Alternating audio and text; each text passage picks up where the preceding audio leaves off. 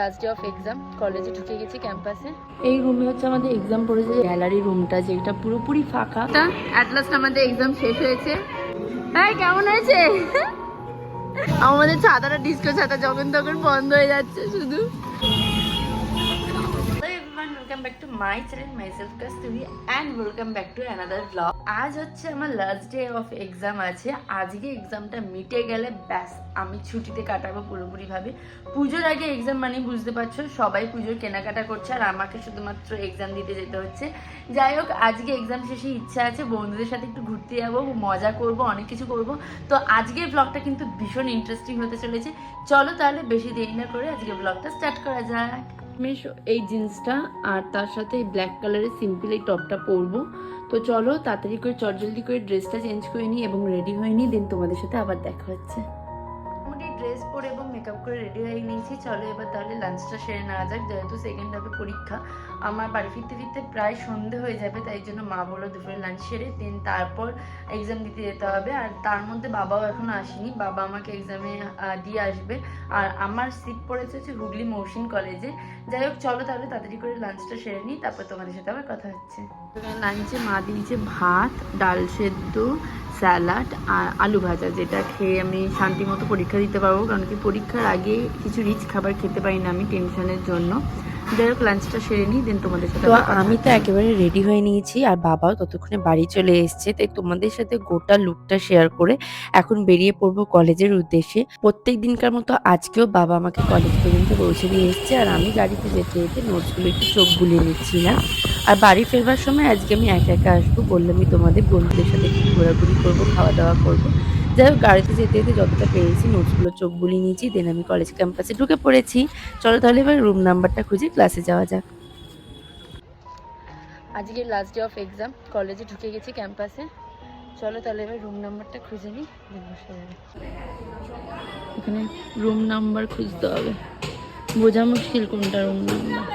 এই রুমে হচ্ছে আমাদের এক্সাম পড়েছে, যে লাস্ট ডে অফ এক্সামটা হচ্ছে এই গ্যালারি রুমটা, যেটা পুরোপুরি ফাঁকা, এখনও পর্যন্ত কেউ আসেনি। আর এই রুমে পরীক্ষা দিতে সব থেকে বেশি আমার বিরক্তি লাগে, এত উঁচু রুমগুলো হয়। যাই হোক, এখানে সিট নাম্বার রয়েছে, এবার দেখে নিই রয়েছে কিনা এখানে।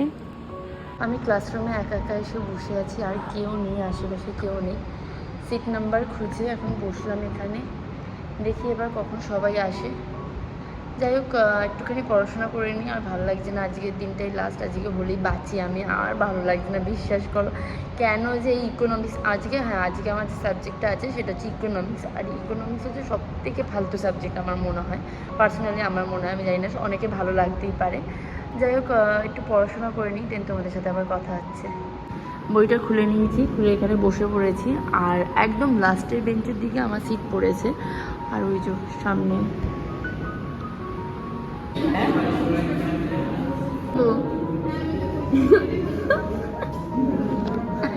সমন্বিতা।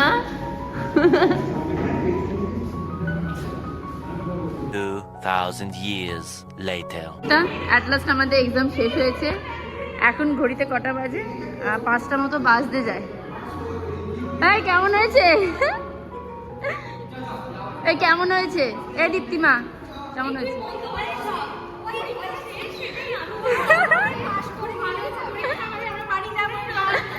না না, আমরা ঘুরতে যাবো। ঘুরতে যাবি তো? ও কমন পেয়েছিস?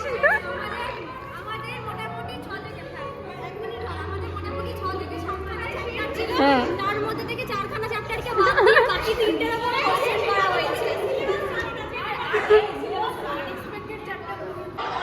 আমরা যদি কি এক্সাম ভগবান জানে। যাই হোক, এখন কলেজ থেকে বেরোনো যাক।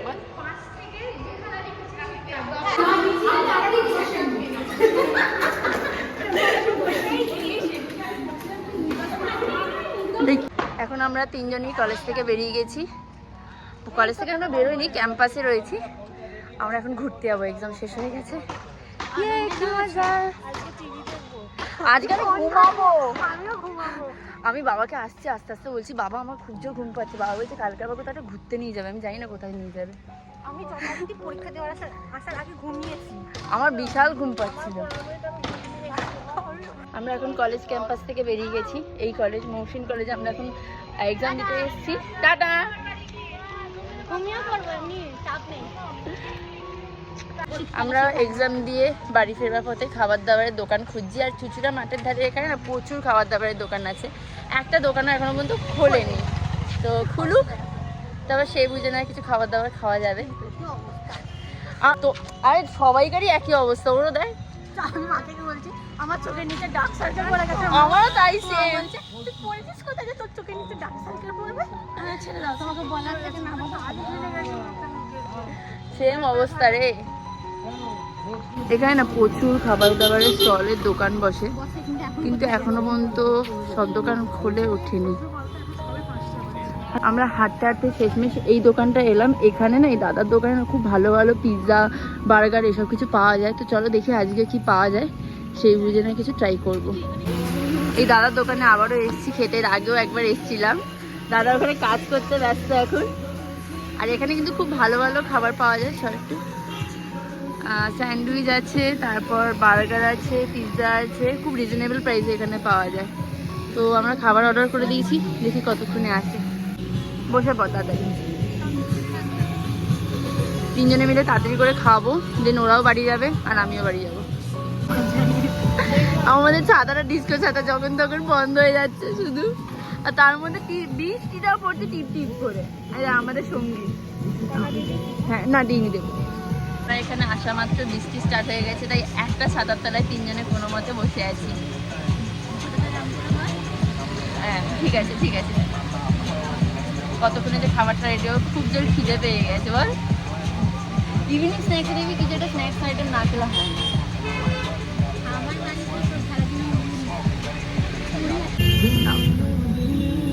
এনে সমন্বিতা আমরা তিনজনে এখানে খেতে বসে পড়েছি।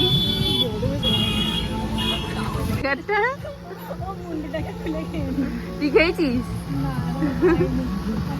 আমি যতবার চুচুড়া মাঠের ধারে আসি ততবার আমি এখান থেকেই খাই, কারণ কি এখানকার খাবারগুলো ভীষণ টেস্টফুলি হয়। আর দোকানটার নাম হলো পিৎজা খাবো, যেটা লোকেটেড হচ্ছে চুচুড়া ঘাটের একদম পাশে বলতে পারো। টাটা টাটা, সাবধানে যাস। হ্যাঁ হ্যাঁ ও চলে আসবে। হ্যাঁ হ্যাঁ টাটা। যাই হোক, খাওয়া দাওয়া করে ওরাও বেরিয়ে গেল, দেন আমিও কলেজ থেকে বেরিয়ে গেলাম। এখন বাড়ি যাব, কিন্তু বাড়ি যাওয়ার পথেও দেখো কোথায় কোথায় না ঘুরি। তো আজকে কলেজ থেকে বেরোতে বেরোতে এমনি সন্ধে হয়ে গেছিলো, তাই ভাবলাম একটু তো ঘোরাঘুরি করাটা দরকার, কারণ নয়তো আমার মাইন্ডটা একদম ফ্রেশ লাগে না। আবার পরের দিন থেকে ভিডিও শ্যুটের কাজ আছে, তাই জন্য একটু এদিক ওদিক ঘোরাঘুরি করে চলে গেছিলাম চাউমিন খেতে। বার্গারটা খাওয়ার পরও জানি না কেন খিদে পাচ্ছিল, তাই চাউমিন খেতে গেছিলাম।